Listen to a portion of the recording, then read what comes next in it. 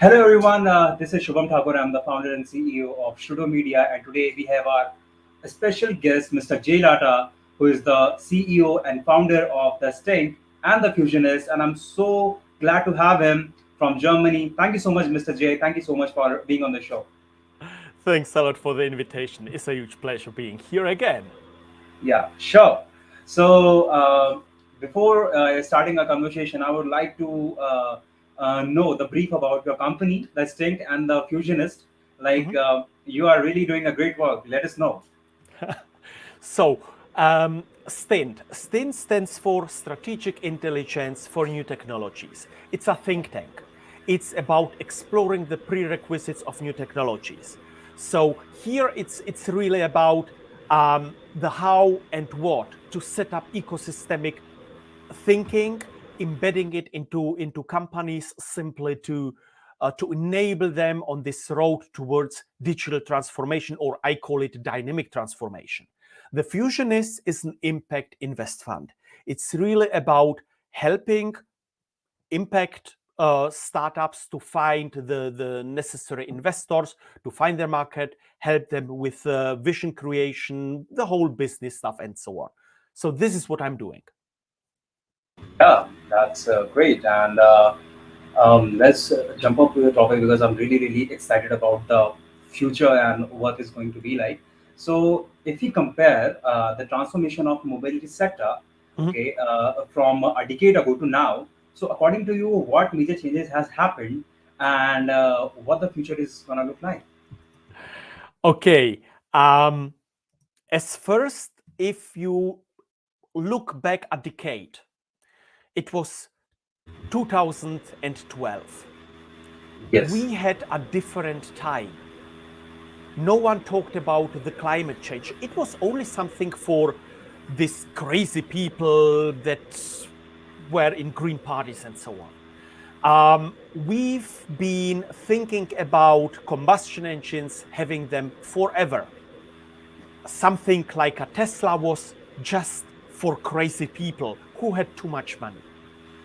What happened since this was, for example, Dieselgate in 2015, when this huge fraud of the classic automotives simply not adapting on the necessary needs of CO2, of VLTP fuel consumption, and so on, when they simply betrayed their customers. When we see the transformation, and the transformation in mobility sector or from these classic companies more or less happened maybe 3 years ago. Before Oh, this, they didn't give a shit. Only 3 years ago, shortly before the pandemic, they started to realize that players like Tesla will not disappear, that players like A-Waves, like Faraday Future, like so many others that are entering the area, yeah, that exactly. they will not disappear. And the thing is that when you see, for example, the latest uh, impressions from the CS, how many fresh players are there? And now starting with electric vehicles means you don't have to waste your time, your resources to relearn the old business, the combustion business. Right now, Exactly. there is a cut and we start from scratch. So the chances are for everyone more or less equal, because it has also some implications on maintenance, on service, on durability. So if you start building these vehicles more future proof, which means, for example, not owning the cars anymore, but getting it as a service. When you see that Fisker, for example, announced that their cars will be leasing only, 15 years serving up to 10 clients. This means we are heading towards not just recyclable but as well an upgradability of your vehicles, a retrofitting of your vehicles, new mobility services like pay per use. In winter, you will pay a subscription for your seat heating, and in summer for your seat cooling. So radically new models where mobility itself becomes an infrastructure topic. And by the way, mobility is the choice. It's not the transportation. If it has wheels, if it flies, if it swims, this is transportation, moving goods and people. Mobility is the choice to go wherever you want to, how you want to. Exactly. So, just you spoke about the technology, about the mobility, like there's a pay-per-use or the public transportation. So, is there any technology like is that present yet? Like Oh any yes, like of any part of course. the world? Yeah. The majority of the companies, because these pay-per-use or subscription models, you can't do them with the old concepts. These old concepts, Exactly. let's say, like in the 70s when our cars became more electrified in the meaning of more Yeah. ECUs, electronic control units, when you had Exactly. your electric windows, when you had more gadgets inside. So we've seen here a huge explosion of Yeah. Exactly. ECUs. Yeah. And meanwhile, in a mid-class car, you have something around 70 ECUs. In an average BMW, you can have 100 ECUs. In a 7er class BMW, you have over 200 ECUs. Small Exactly. computers from 8-bit to 64-bit. Each of these computers comes with its own firmware, with its own software. So the car and IT departments in these OEMs, they have to handle how to merge all of these different software pieces. Of course, it does not work. Yeah. Volkswagen learned it the hard way how difficult it is even to bring out an over-the-air update for such a fragmented landscape. Now you might ask, but Tesla is doing something like this. Why does an over-the-air update work for a Tesla and not for a BMW ID4 or ID3? Well, Exactly. the difference is Tesla did not wasted its time to build it how everyone else has built it. So in fact, they are more, if you would compare it to the IT sector, they are more like Apple instead of being a Microsoft, where Microsoft, it's, I know, a bit unfair because Microsoft Windows needs to be prepared for graphic cards, for multiple peripherals and so on. So they have to deal with these drivers and keep it ongoing.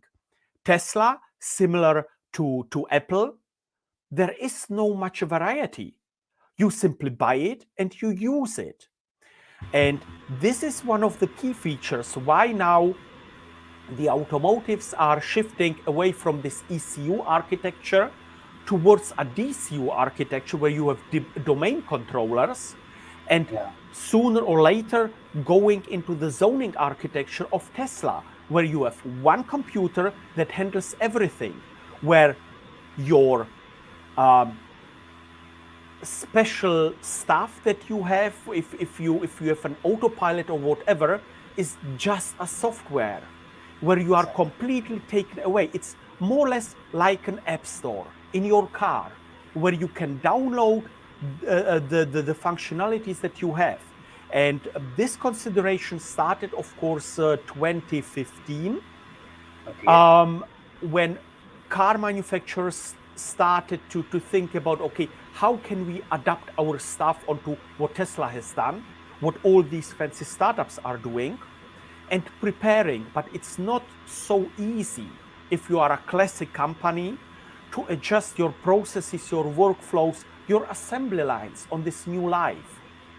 So changing this means that you have to, in your classic thinking, you have to iterate through maybe 2 generations. All these startups are bringing another level of complexity into the game. In the past, classic automotives had maybe 7 years' time to develop a new model. Now we have to react every 2 years. So this initial spend of something around $800 million to develop a new car, Yeah. that has been stretched over 7 years, up to 7 years. And then you've been able to produce your car for 12, 15, 20 years. Now you have to spend this 800 million every 2 years, constantly. So first companies started already to explore the idea to share their platforms, to go together, because a lot of money else would be burned. So we see this, we experience already this first shifts into something different. Of course, for a fresh startup or a fresh player like VinFast, it's far easier to hop onto something new than for an old dinosaur like Mercedes. Exactly. So with that, I'm jumping on to the next question, and also is that like today, the one of the hottest trend in the mobility sector is autonomous mobility, right? So, like, what your insight about that? And second question is like, and with that, as we know that if we like, it got stuck in the people mind. Like, whenever we say autonomous driving, the first name comes up in our mind is Tesla. Okay, so according to you, do you think it's gonna become a giant of cars, or maybe there's gonna be a change? Because if somebody like some company like Tesla is doing something different. Okay, let's see, Tesla is doing the autonomous driving, and they are Yeah. actually focusing on self-driving more rather than the previous ones. Okay, but what if there is something more to it? You know, like, because So yeah, autonomous driving is a very tricky topic. A Tesla, you can't simply tell a Tesla, drive to the school of my children and pick them up. It does not work. You still need someone on the driver's seat. The thing here is they are like a lighthouse. They have shown that it's possible and we don't need a LiDAR or whatever. But now even they are reaching their limits, because for fully autonomous driving, so ground-based transportation, you need a connected infrastructure. You need a connected infrastructure from several levels. This means what connectivity we have right now, or the majority of the automotives, is a point-to-point connectivity. Means your car connects to the headquarters, to the connected back end of your company. This is good enough for these mobility services like your seat heating or seat cooling. But in an autonomous driving environment, you need to talk to the other cars as well, plus to the infrastructure. Because if every car would have the capability to think themselves about the traffic, you will have far more idiots on the street trying to think, not just the drivers, but as well the cars. Because we don't have a standard according to traffic, to rules and so on. If you see, for example, how traffic looks like in Mumbai, how it looks like in Delhi, how it looks like in Milano, in Paris, in Rome, how it looks like in Munich, it's different. everywhere. You have different cultural prerequisites. So there is not a single rule that could apply somewhere. So if you are driving with your car around, this unified logic system will not work as soon you go to a different society. Therefore, it's inevitable to connect the cars themselves, not just talking with the headquarter, but a BMW has to talk with an Audi, with a Mercedes. It has even to talk with a Tesla, with a SsangYong, or whatever comes around. This is the first tricky thing. We don't have a standard here so far. They are still thinking about or trying to set up two standards. The one is via 5G, which is ridiculous. 5G is just the G right now. The first connected cars were with 3G. When everything is hardwired and you turn 3G off, what we've done right now in Germany, your car becomes just an expensive brick because it's not connected anymore. The current generation of cars is in 4G, so LTE. When we turn off LTE, then again, done and dusted. So here we need to keep in mind that after 5G will come 6G, 7G, 8G. So these cars need to be, it's really essential, need to be upgradable from the hardware perspective. The second thing in this is we have still hardwired SIM cards. So you as driver are not the master of your connectivity package. When you bought it, you have to renew it. Just 25% of the customers renew their contracts after 3 years. So if I don't make it mandatory, if the client does not have the ownership of this, it will not work. Yeah. And here we are still in this cellular network nonsense. The cars themselves need to have Wi-Fi. Volkswagen is one of the few players who still explores car-to-car communication via Wi-Fi. Means when your car has a Wi-Fi cell around and connects with another Wi-Fi cell, they can exchange informations. Yeah. That simple it is. What if you are driving in an area where no 5G coverage is, or you are the only car on the road? Let's say you are on an adventure trip in the middle of the desert. Then you would need satellite communication for your car. No one thinks about it. We just started to explore this. So this is about the connectivity topics that we are dealing with. When you are heading towards autonomous mobility, it's really essential that the cars talk to each other, that they talk to the infrastructure, and that they talk to you.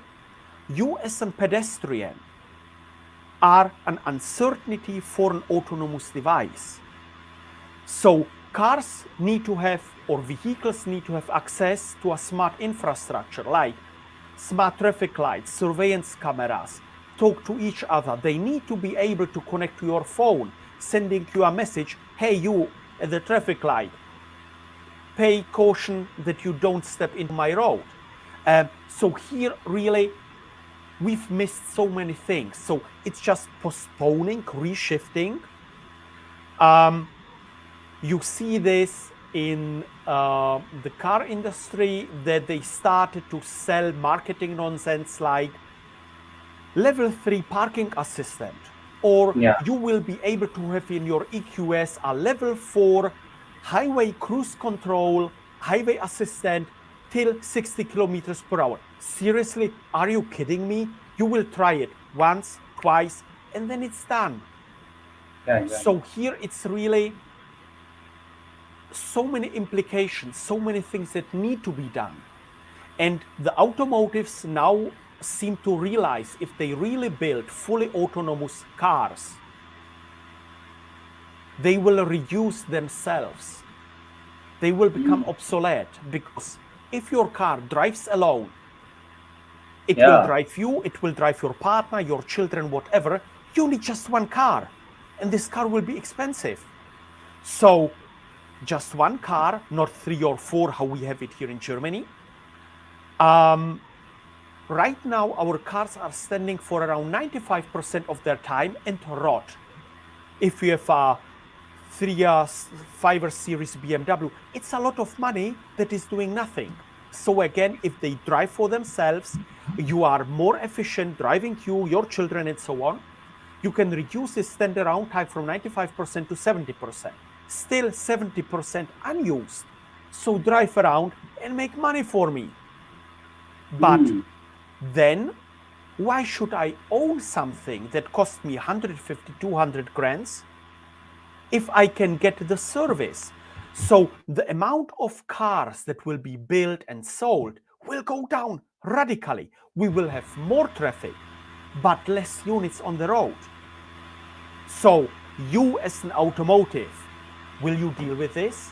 Or will you try to keep your business as long as possible, how it is? Yeah, like business long as possible, as long as possible. Everybody is working for a profit, and especially like one thing which we have noticed as kids. So when we were kids, so there were so many animated movies as well about wheelless, like wheelless cars and wheelless transportation. And actually, they used to tell like it's gonna happen in 2020. But I think there is some like it's gonna come very soon. As like if we compare from 2019 to now, it has drastic change in the mobility industry. Like let's talk if we talk about the Tesla or BMW or Mhm. something, and we see a new technology every year in CES.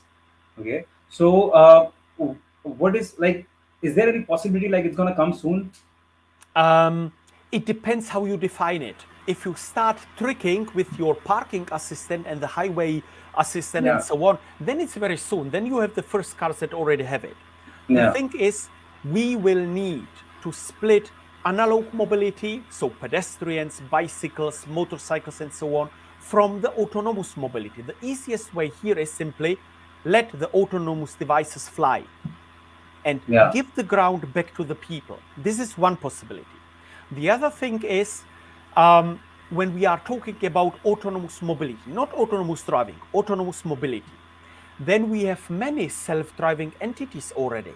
Self-driving metro, self-driving trains. I'm preparing a workshop for Dubai because yeah, they have stated that by 2030, they yeah, will have 25% of the trips autonomous. Well, yeah. 7% of the trips right now are already autonomous because of the driverless metro. With a Mm-hmm. driverless ferry, with, let's say, they have in Dubai this huge 8-line highway into each direction.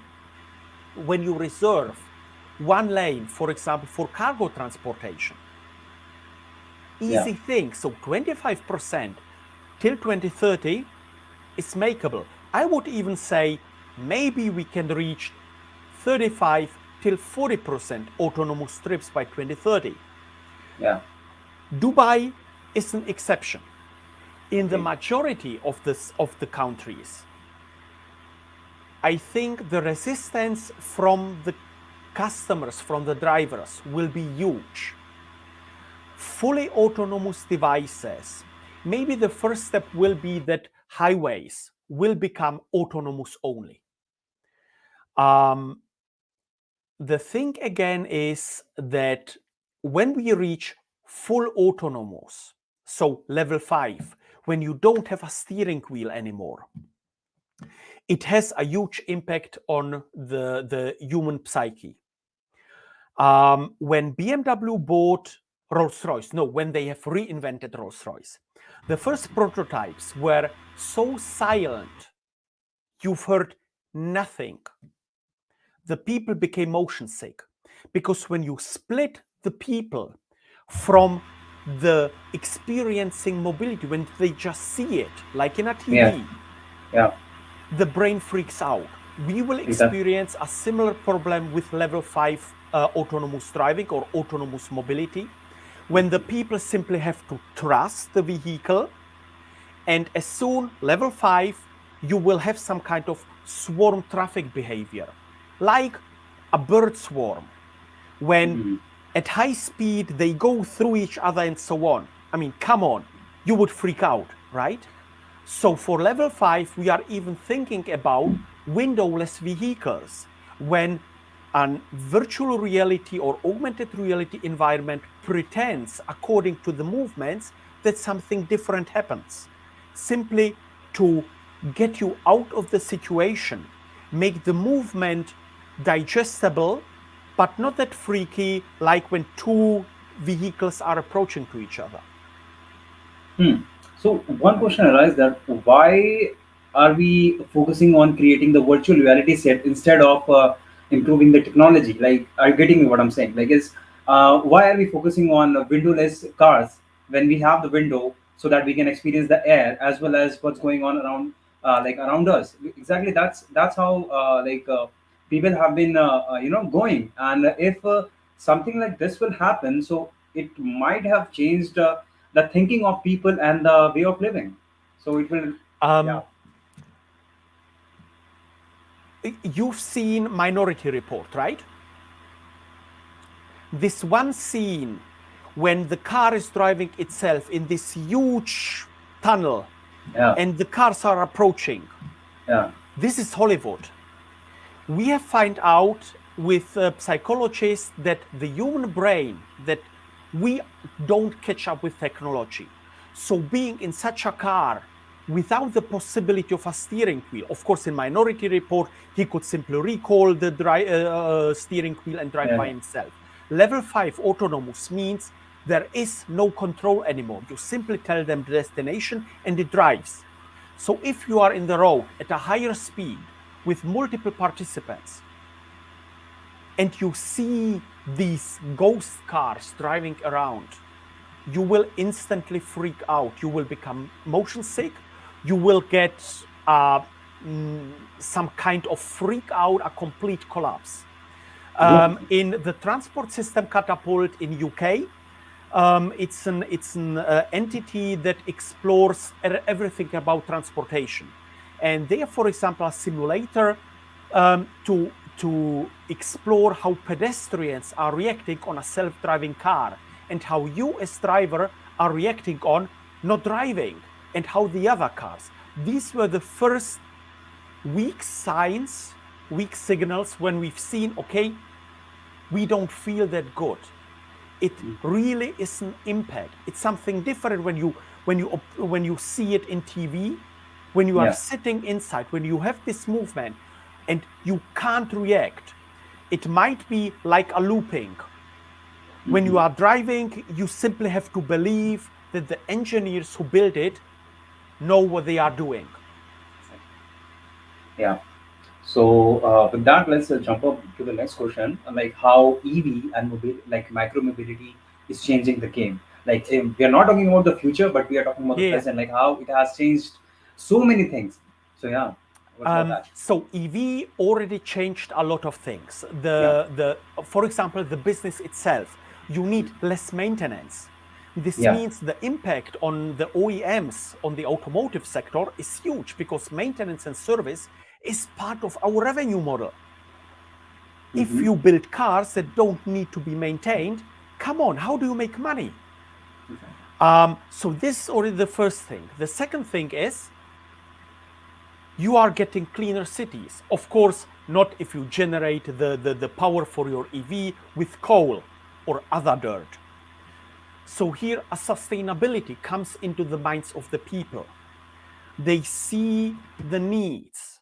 So getting your cities cleaner, getting them more silent becomes a new life agreeing livable city. Yeah.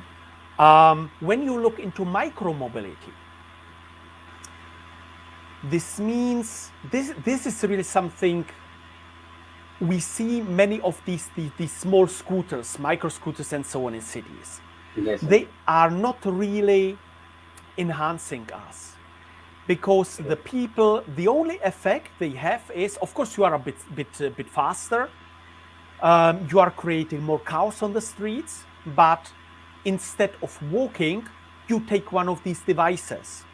So in fact, this micromobility is nothing that we should really follow. And they are as well,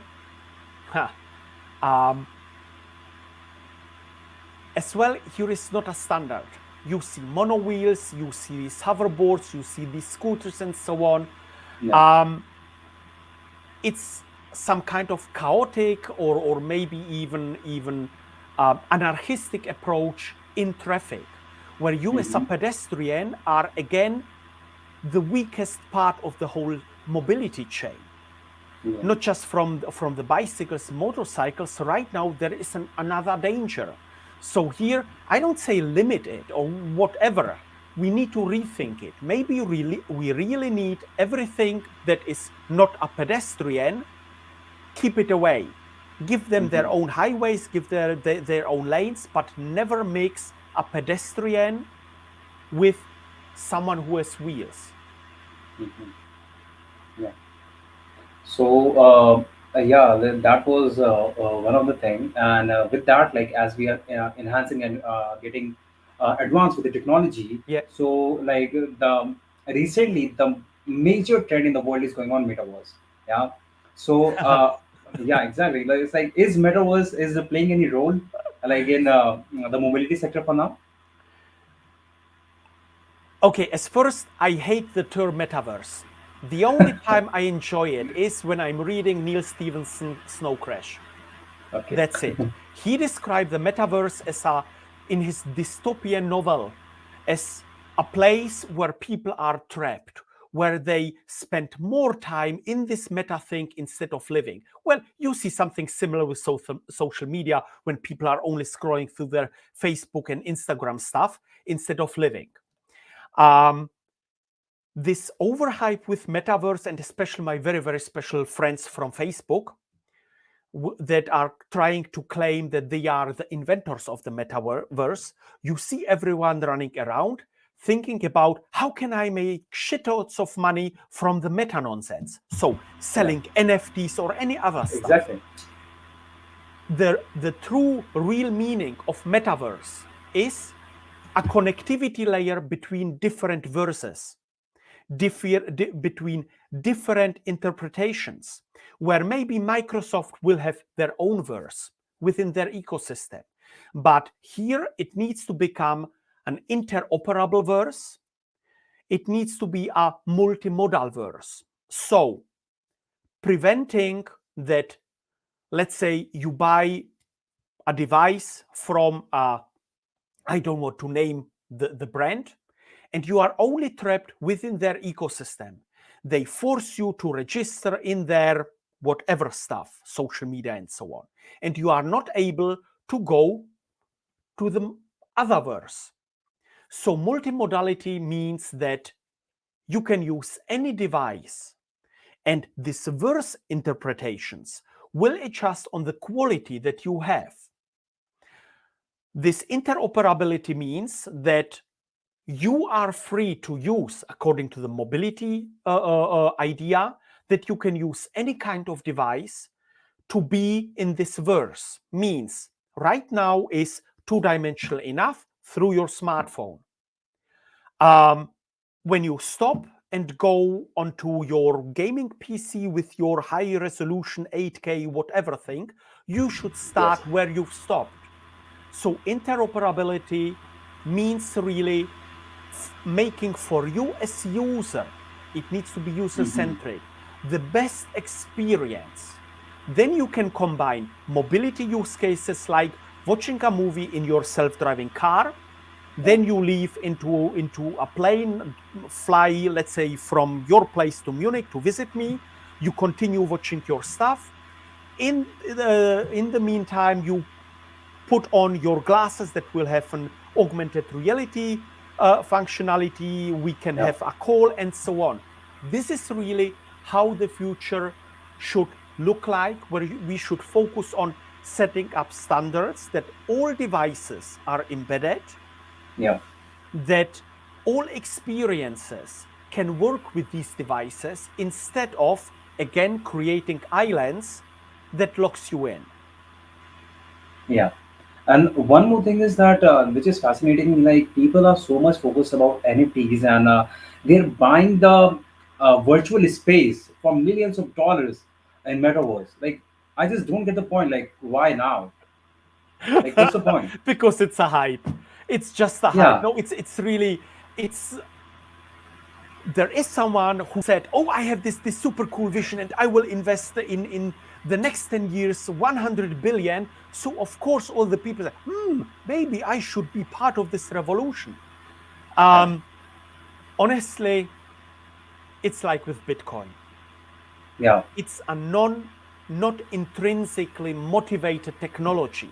So as long we simply take it for speculation, Yeah. forget about it. Yeah.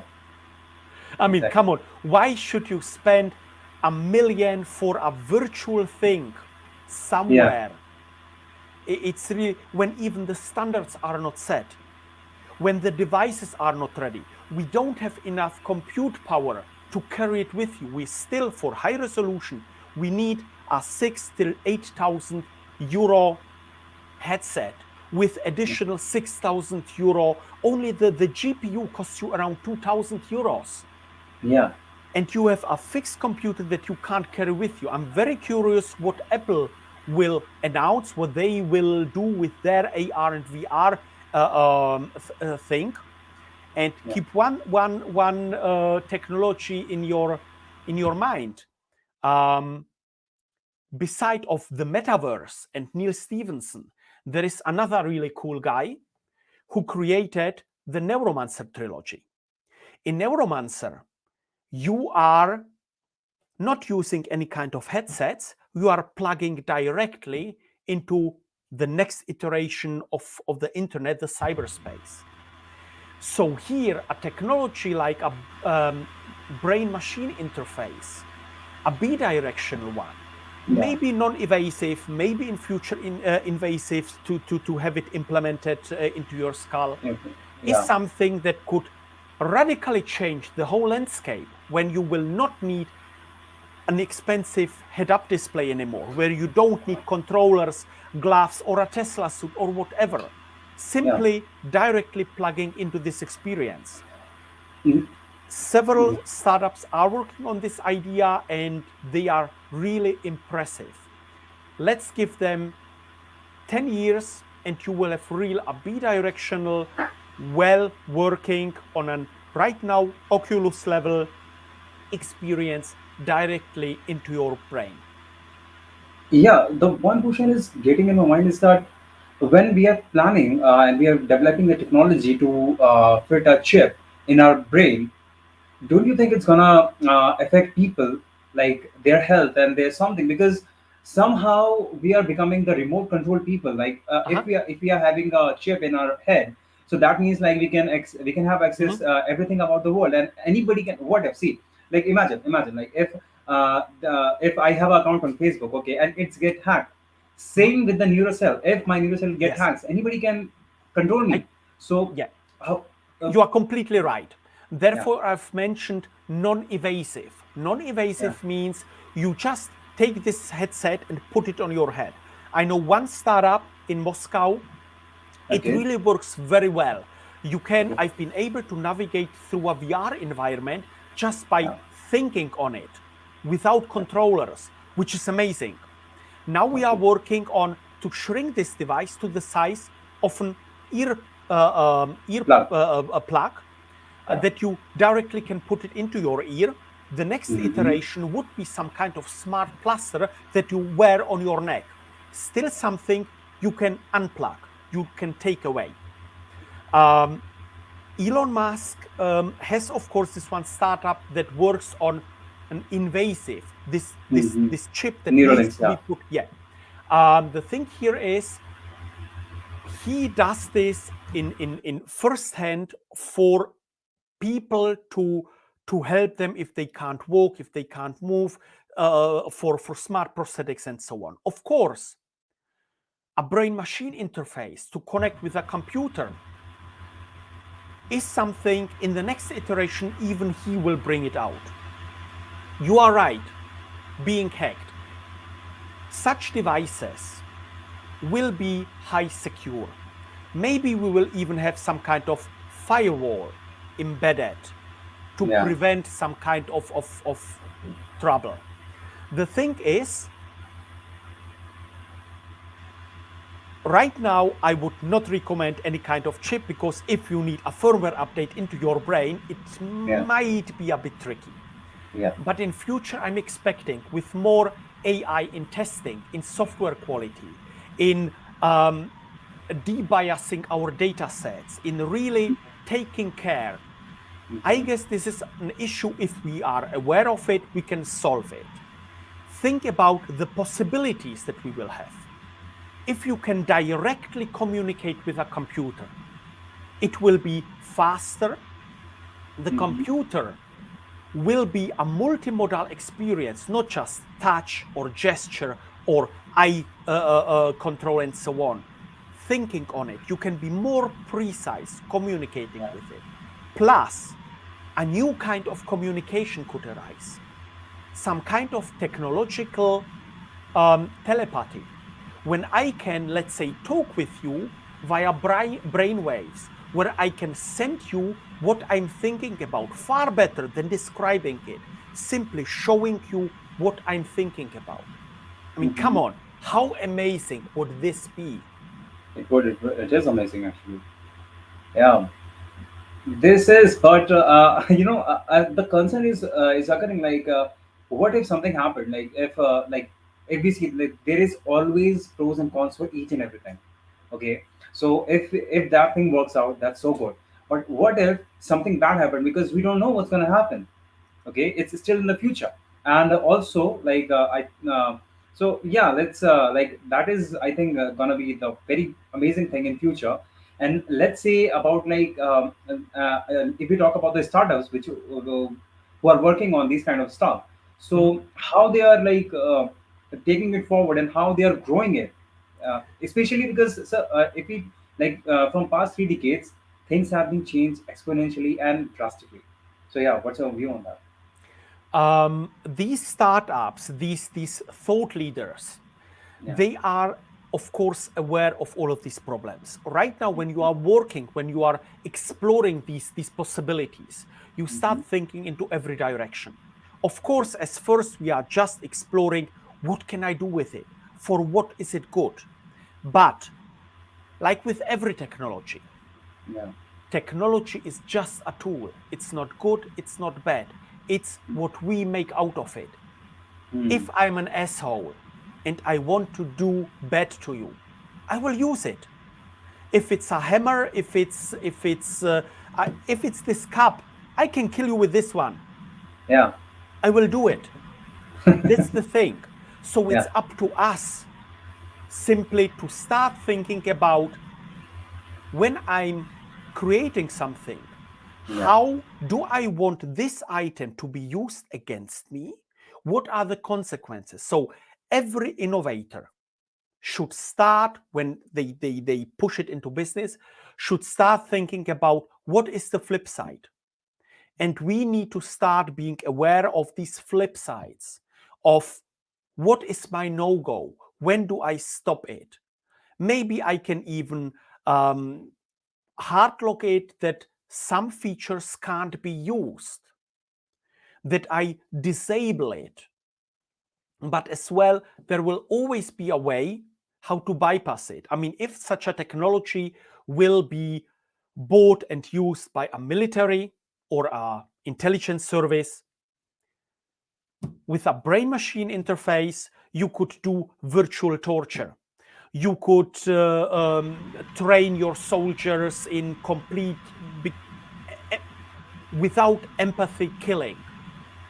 Always, yes, it's possible. Yeah. So, all the innovators, everyone who I deal with, who I'm mentoring, I'm Yeah. trying to set up this mindset: do it as good as possible. Try to educate your clients, your programmers, your staff, not to misuse it. We should Hmm. always focus on the best in technology, not the worst. Yeah. Sure. So here comes the last question. Let's forget Yes. about mobility. Let's forget about everything. Just an insight from you, like how, like, I'm not gonna ask like how future is gonna look like in 2050, because that's far. Let's say about 8 years. After 8 years, Uh-huh. how future is gonna look like? Um, we have already the first trend that is impacting our society, Hmm. which is, we are you familiar with the Kondratyev cycles, the technological cycles, chemistry age, steam age, and so on? Yeah. Now Yeah. we are leaving the fifth cycle, which was the compute age. We are Okay. entering the sixth cycle. The sixth cycle is about well-being, about nanotechnology, about healthcare. And I see it, for example, all these fresh new talents from the universities, millennials, Generation Z, and so on. They have a different expectation on life. They they grew up with being connected, with getting information all about around the globe. So they have different expectations, for example, how they work. They don't want to be trapped in this treadmill, how we've done it.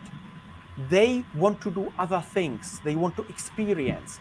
They are meditating far more than the older people. especially in Germany. So I see here already a huge trend from this new mindsets about minimalism, about sustainability, about thinking. The next generation that caused this Friday for Future and climate awareness and so on, we will go more into sustainability, circular economy, sharing economy, more about taking care of your needs.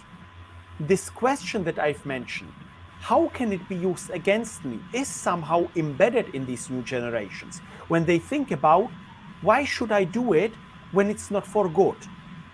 So this is from the society the first trend that will have a huge impact latest in 8 years, which of course has as well an impact on manufacturing, on do I want to really work for 40, 50, 60 hours per week, or instead of work hard, working smart, using more assistance. So I see here, for example, in latest 8 years, an augmented humanity with more assistance, giving more bullshit work to our RPAs to do recurring stuff for us, having more assistance so that we can focus on creativity.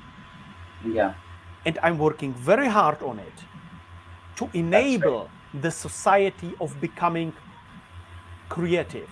I'm supporting, for example, a project in Switzerland about the UBI, the unconditional basic income, because this is one of the essential things for the future of humanity. If we are more and more using autonomous manufacturing without human labor, of course, many unemployed, but with the UBI, we don't care. And the people, of course, there will always be a small percentage who will rot in front of their TV. But the majority of the people will start thinking about, hey, what made me happy? Is it traveling? Is it maybe taking a knife and a piece of wood and doing something creative with it? So I see here the opportunity that we as humans can make more out of our possibilities. And as well, the pandemic and climate change teaches us as well an additional thing that will impact our society, the humanity itself is, there are problems that are bigger than you or me, a nation or a continent, where only together we can stand it, like a pandemic, like a climate crisis, like war, poverty, hunger, and so on. And this awareness is more and more coming into the minds of the people. Yes, for sure. So this was, I think, the best session yet, and I had a very few very insights, very amazing insights, mind blowing insights about the future, especially, and I can't describe how amazing it was. And one thing I would like to request is like when these things are going on, and just the last thing, how it's changing the psychology of people, because that's the main thing. Because now we are not doing the things how people used to do. We actually finding innovative ways. Every single person, not even one person. Now we have a startup owner who is 13-year-old or 12-year-old, even 10. But what about the future? How? What if something amazing gonna happen? So yeah, just tell me the how psychology is changing about the people. That's all. A short answer. Look, the humans or the people are still with their mindsets stuck in the Middle Age. In the medieval, we are still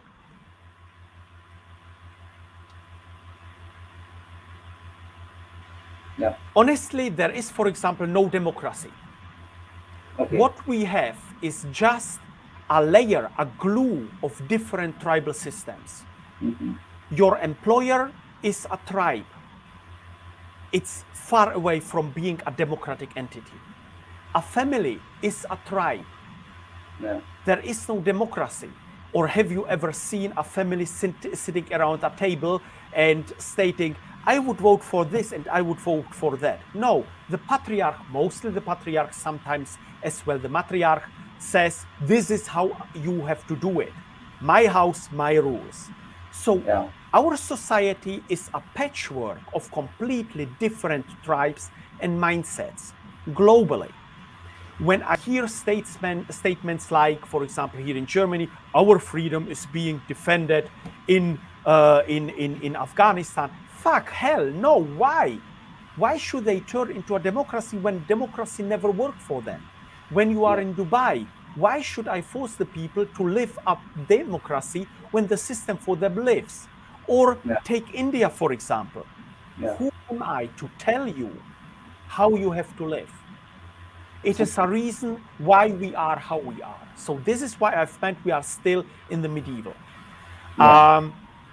What we have to learn is our history, our roots are important, but they are not the thing that should limit us.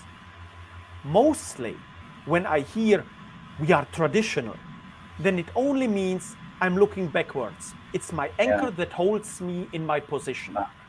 So a mindset change needs to happen. A mindset change that we have to forget what made us successful, because we need new skills.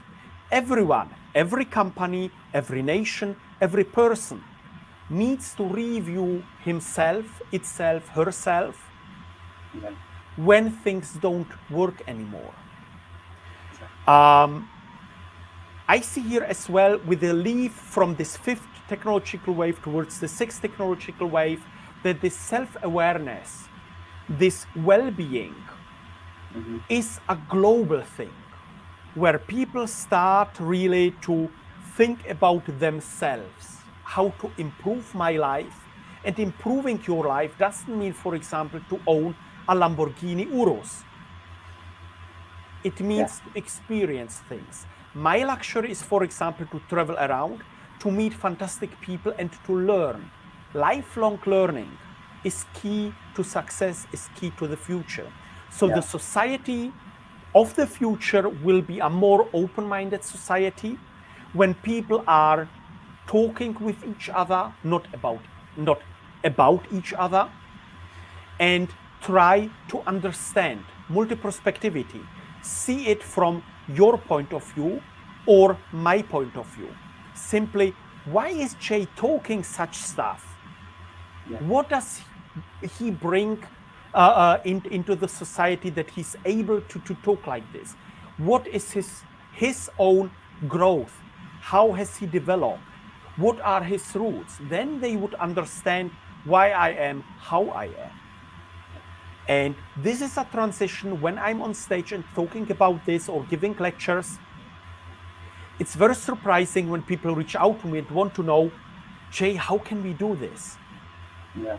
And you see that right now it's the good time when this old industry, the 5th technological wave, simply start to be obsolete, and this new thinking, rethinking stuff, millennials with their expectations, Generation Z and so on, this global thing, when we skip Facebook and whatever information bubble, when we really talk to each other and see what's going on. And this, I hear quite often, there is no planet B. Yes, you are right. And there is no race. There is just humanity. So why shouldn't I be able to go wherever I want? Or someone from India to go and explore life here? Why not? It is to expand our horizons. And this is one of the key features to start understanding, to leave your bubble, leave your comfort zone, and to learn and experience what else is there around. Sure. Thank you so much, Jay. Thank you so much for this wonderful Sure. session. Thank you so much. Thank you for being here. You're welcome. See ya. Bye. Bye-bye.